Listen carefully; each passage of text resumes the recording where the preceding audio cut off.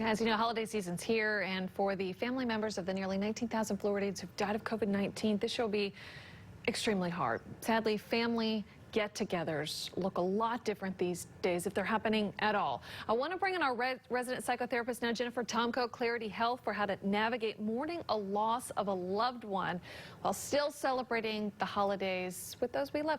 Jen, I'm glad to be with you, and I'm guessing there is a reason we have your family dog with us right now as we're talking about this. What's going on?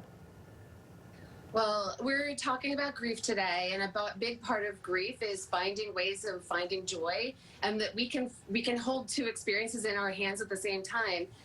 Meaning, like, we can go through the grieving process, but we can also feel love and joy at the same time. What is that process? And he makes me feel joy. Yeah, he makes me feel joy too, just looking at it. What does that process look like, Jen? You know, celebrating the holidays while dealing with this grief and mourning a loss. You know, what's the process? So whether it's our first holiday without a loved one or the 10th holiday, we're still going to go through at least a mini grieving period during the holidays without that person present. So as I had just said, we can find joy, but also be sad that day. So we need to focus on limiting the amount of time we spend grieving that day. It's okay to feel sad, but we sometimes have to set a timer. Like, I'm going to give myself 5 minutes to just like cry and grieve, and then I'm going to pull it together, and I'm going to go the next couple hours, and I'm going to sit down and grieve again. So I want us to give ourselves permission to go through that process. It's actually really healthy. Jen, so many feelings come with grief, you know, sadness, extreme sadness, feeling anxious. You know, how do we manage that anxiety if that's something we're feeling as we're mourning a loss?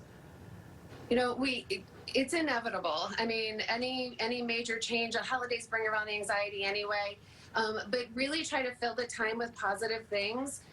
Be realistic about your emotions. Again, like try to manage the good and the bad and recognize they can both be there at the same time. But as far as memorializing somebody who you've lost, there's lots of great ways to do that. Some of them are to have a photo of that person at the table, or light a candle in their honor, make their favorite dish, tell stories that make you laugh about that person. But you can make that person a part of your holiday even though they can't be present. And that is really healing and healthy. All right, Jen, I know we all appreciate your perspective. Just a tough time overall. Jen, thank you. Thank you.